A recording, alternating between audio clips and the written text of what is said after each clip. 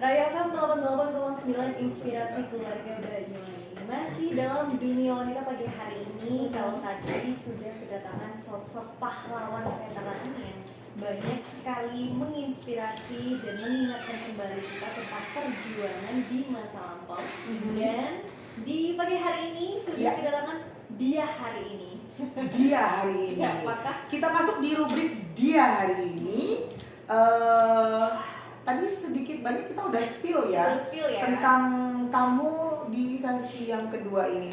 Kalau tadi kita udah ngobrol dengan Bas Krisno yang merupakan pejuang kemerdekaan kita melawan penjajah untuk meraih kemerdekaan agar kita bisa tidur enak, kita bisa makan enak, meraih pendidikan dengan mudah gitu ya. Nah, berikutnya kita juga bakal ngobrol dengan pejuang juga ya, pejuang bisnis. Ya, pejuang bisnis, pejuang untuk keluarga. Dari awal niatnya berjuang untuk keluarga, tapi pada akhirnya beliau justru bisa memperjuangkan 50 anak buahnya, 50 karyawannya yang sekarang ini berada di pundaknya. Luar biasa, ini berarti wanita entrepreneur ya? Ya betul, Grandma Strong kan ini. Sebutannya adalah Grandma Strong. Penasaran deh. Penasaran, jangan penasaran dulu.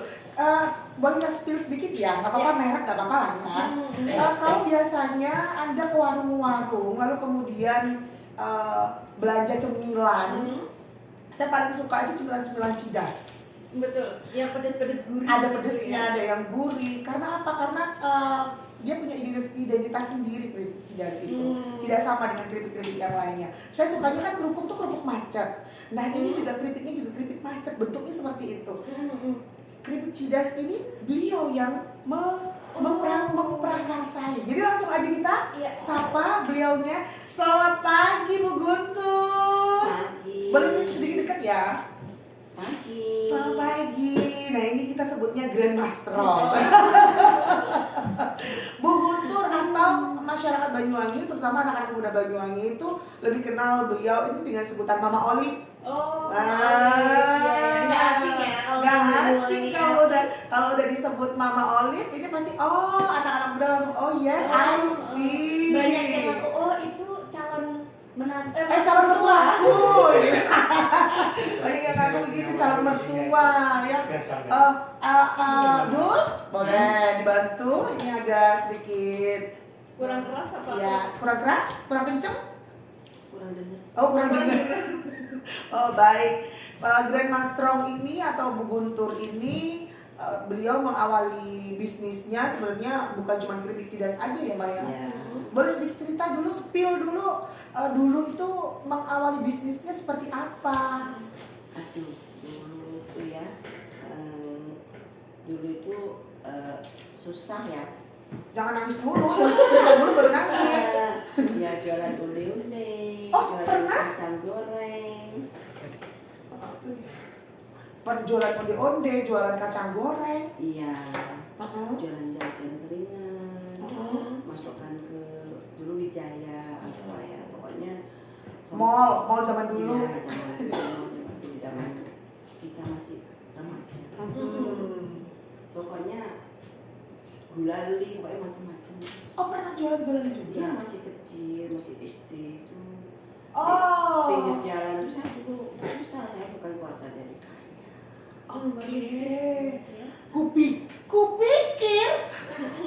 Kupikir pabrik Cidas itu tadinya bukan di Banyuwangi loh. Tadinya aku pikir dari luar kota. Yang menyeluruh gitu ya, bukan di Banyuwangi. Di Banyuwangi. Iya, maksudnya yang kalau bahasanya kan ekspor ke luar negeri. Iya. Iya. Akhirnya ekspor juga ke kota-kota, ke seluruh Jawa Timur ya, Maya. Ke luar negeri. Luar biasa. Sebentar, sebelum ke itu dulu. Awal mula Mama Olive ini menemukan jati dirinya ke keripik Cidas. Sebelum itu pernah melewati apa aja? Aduh, pokoknya saya usaha souvenir. Pernah. Pernah, tapi kan kita menunggu orang menikah dan orang sunatan, orang hajatan-hajatan. Itu lumayan bisa menghidupi saya 10 tahun. Oke. Tapi saya juga ingin tetap lebih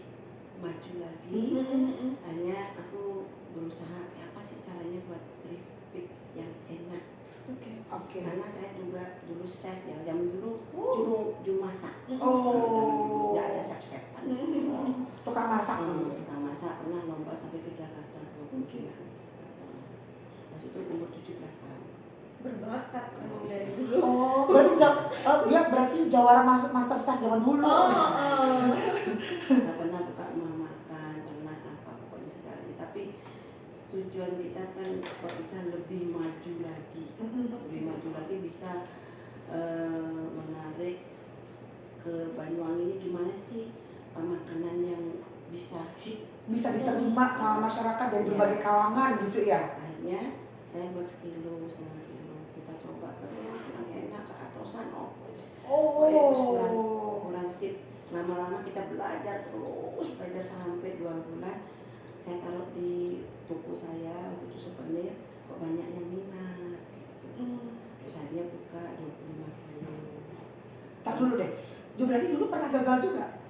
Cidas itu? Pernah 3 bulan kita kan buka keliling, saya naik sepeda motor ya sampai ke Ruko Jampi, sampai ke Genteng, mana naik sepeda motor tuh kehujanan, kepanasan, ban kempes, jatuh, pernah diputar nggak dibayar, ditipu. Ya namanya, tapi kita berpikir positif aja. Kita ditipu orang, yang penting kita positif, tetap rezeki kita Tuhan yang Iya, betul. Terus lama-lama kita punya ide ke sekolahan. Nah, ke sekolahan kok lumayan. Terus buat sekarang alhamdulillah sampai 600 kilo. Wow. Hari ini setiap hari. Setiap hari 600 kilo. Setiap hari. Itu pun masih kurang. Targetnya berapa biasanya per hari? Saya kadang bahkan 200 bal. 1 bal itu harganya 180. Jadi makanan viral gitu karena memang Betul. Sampai ke Jakarta, Papua, gimana? Oke. Itu tentang cidas ya. Lalu kemudian Mama Olive ini juga adalah sosok yang sangat menentukan. Sosok yang sangat menentukan. Sosok di belakang layarnya seorang Olivia Gunawan. Masyarakat Banyuwangi pasti sedikit banyak kenal dan tahu, terutama anak-anak muda ya, kenal dan tahu tentang Olivia Gunawan yang merupakan duta pariwisata internasional loh kelasnya, bukan lagi nasional tapi internasional.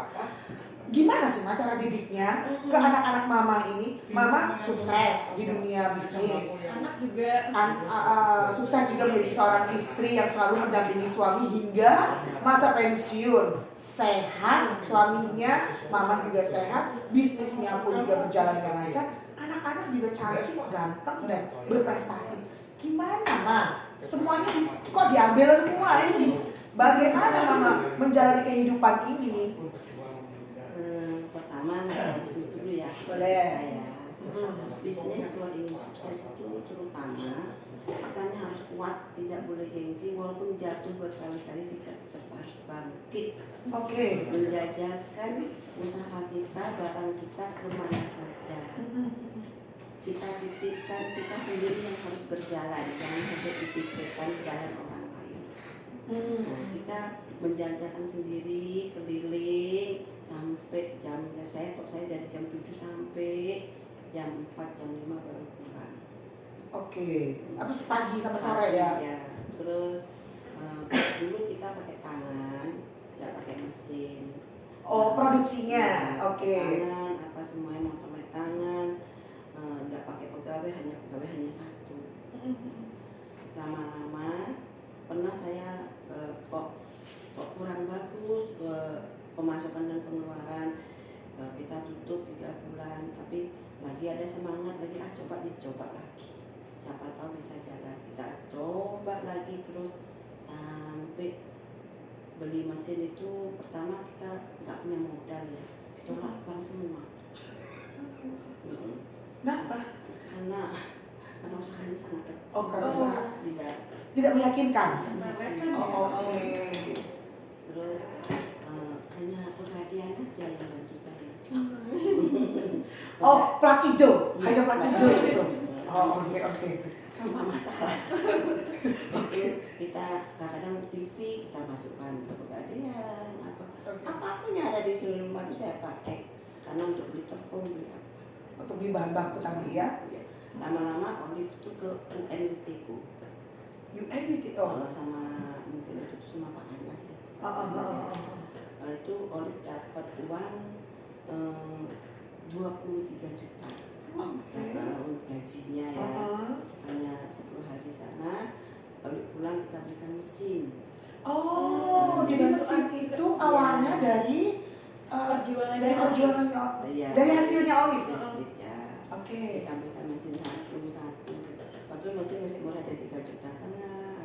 Terus pas lagi setahunnya suami saya pensiun, SK-nya masuk.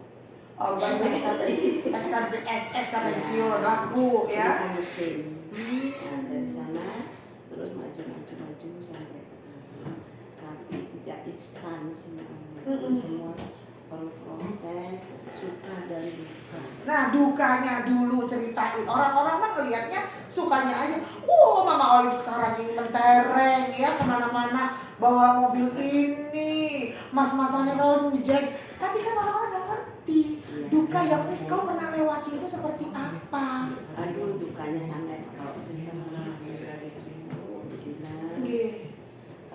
Pokoknya kalau menceritakan sampai pikun istilahnya. Jangan pikun dulu, cerita dulu baru pikun. Jangan nangis dulu tapi ya. Cerita udah sedih pokoknya ya. Modal nggak ada kadang-kadang diutang dibeli, dititipkan kadang-kadang pernah keripik saya itu dilempar nggak gini nggak saya nggak ada keripik ini nggak mau jaga dari mana. Saya Dipandang sebelah mata. Iya, dipandang sebelah mata dengan teman-teman. Karena saya kan naik sepeda motor sampai hitam saya ini dulu Sekarang putih ya. Iya lumayan. Pokoknya dilempar karena kita pulang tinggal nangis sepeda motor. Ya Tuhan, orang yang melempar ini suatu saat nanti akan membeli keripik saya satu mobil. Sekarang yang beli kadang-kadang dapat 2 mobil. Dilipat gandakan. Luar biasa. Dari yang tadinya memandang sebelah mata, sekarang justru mencari. Iya, teman-teman kadang-kadang melihat saya, sekarang kiri susah gini-gini. Terus biarin aja.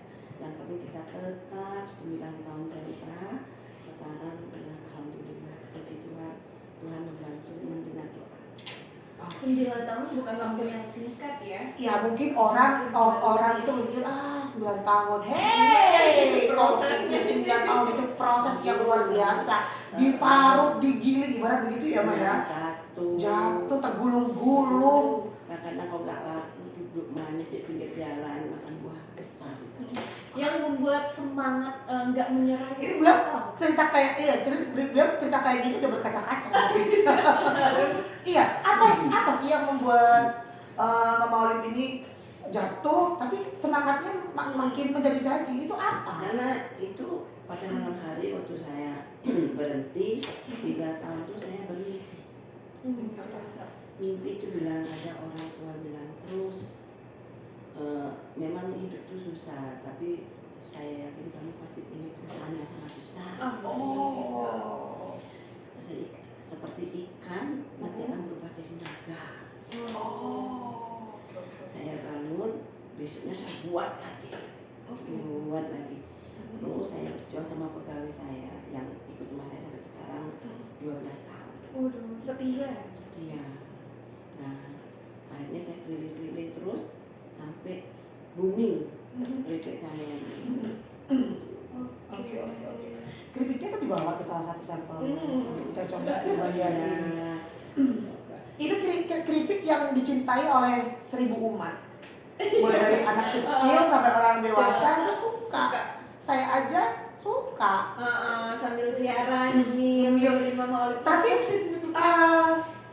Mama Olive idenya dari mana sih bikin keripik kayak gitu? Inspirasi itu apa ya? Tidak ada ide, cuma tangan saya ini kan nggak pernah diem dari kecil. Selalu buat ini, buat itu. Kayak dulu saya jualan bakwan itu potong bawang tuh cepat. Sampai saya punya ide ingin lomba potong bawang. Oh. Siapa juara satunya gitu. Dia yang bikin yang bikin ide, dia yang bikin acara, dia juga yang pesertanya dan dia pemenangnya. Karena susah ya, saya itu susah, sangat susah. Oke.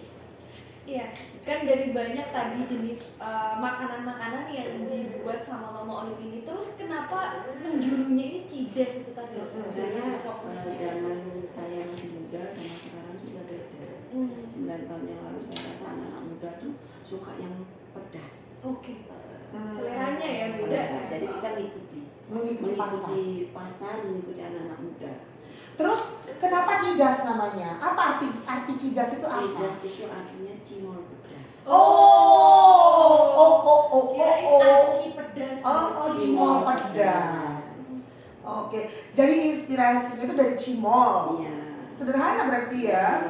Cuma yang penting bumbu apa racikan itu kita sendiri tidak pernah beli di orang. Jadi rahasia dong ini ya. Jadi resep bubuk-bubuk itu dari mama sendiri. Sampai sekarang. Oh, keren banget. Dan rasanya bisa pas loh. Iya, karena kita punya takaran. Oke. Cuma dulu susahnya modal. Seandainya 9 tahun, jadi 7 tahun yang lalu kita dapat modal, mungkin sudah seperti ini. Bahkan lebih ya. Oke. Kayaknya kalau kesulitannya itu kalau dulu kesulitannya mama itu apalagi sekarang. tapi ada nggak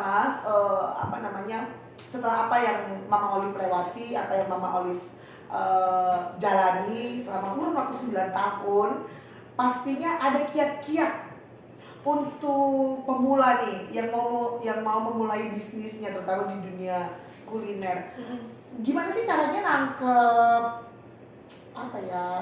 nangkep pasar itu seperti apa? Apa yang harus diperhatikan oleh para pemula ini agar yang akan dia jajakan ini bisa diterima gitu. Oke.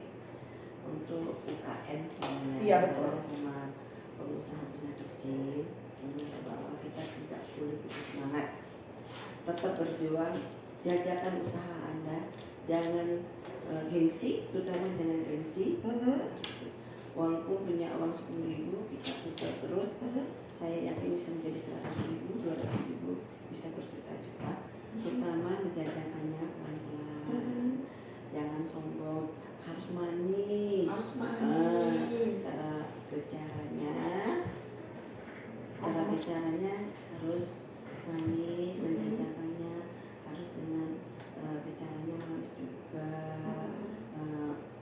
Santun lah ya. Santun. Terus tetap menjajakan, yang penting harus tidak usah gengsi itu ya. Tidak usah gengsi dan tetap menjaga kualitas. Iya, gengsi jangan jaga kualitas, jangan malu. Itu pokoknya saya malu gini. Jangan, kalau kamu malu tidak akan pernah sukses. Oke. Tidak perlu gengsi, tidak perlu malu, jaga kualitas, dan satu lagi mungkin halal ya. Ya, halal. Itu yang menjadi kuncinya Mama Cidas ini tetap bisa tetap bisa bergerak bisnisnya meskipun dalam situasi sulit seperti sekarang. Kemarin zaman COVID itu apakah juga berdampak? Itu gimana Mama melewatinya? Libur hampir 1 bulan. Masya Allah. 1 bulan kita libur, kasihan anak-anak saya kebanyakan orang desa-desa yang tidak sekolah kadang-kadang ya, janda-janda itu kita tampung. Yang SMA kita jarang tampung karena SMA itu masih ada peluang kerja di lain. Oke. Berbaik hati sekali ya. Jadi yang kebanyakan yang bekerja di Cidas itu justru Janda-janda, anak yang menghidupi tulang punggung keluarga ya. Kadang-kadang anak-anak yang broken home, terutama anak yang perempuan ditinggal orang tuanya, kita ambil, kita omongin sampai dia nikah baik. Masya Allah. Olive ini berarti Luar biasa, mensejahterakan. juga ya. Luar biasa. biasa. Ini inspiratif banget nih, dari mulai cara beliau memanajemen bisnisnya sehingga bisa menjadi sekarang ini, sampai cara beliau ngemong karyawannya. Itu juga menjadi salah satu kunci kesuksesan sebuah bisnis begitu ya Mbak ya. Yang penting pegawai itu dianggap saudara. Pegawai dan saudara. Anak. Oke. Kalau karena dia juga membantu kita untuk usaha. Betul, betul sekali. Jangan terlalu meremehkan. Oh, ya pegawai kita gaji. Oke, luar biasa. Banyak pertanyaan yang akan kita tanyain ke Mama Olive. Di otak ini sebenarnya udah banyak, tapi waktu sudah menunjukkan pukul 44 dari jam 9 pagi. Kita jeda sebentar dulu ya untuk mendengarkan pariwara berikut ini. Jangan kemana-mana, tetap di 88,9 Raja FM, Inspirasi Keluarga Banyuwangi.